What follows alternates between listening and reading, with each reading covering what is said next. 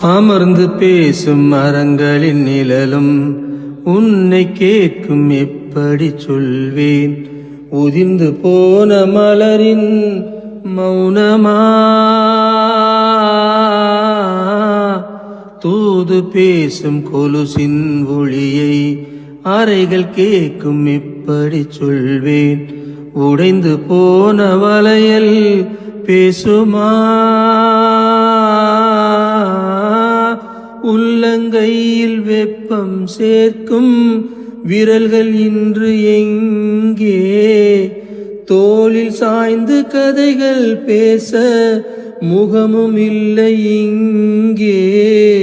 முதல் கனவு முடிந்திடும் முன்னமே தூக்கம் கலைந்ததே.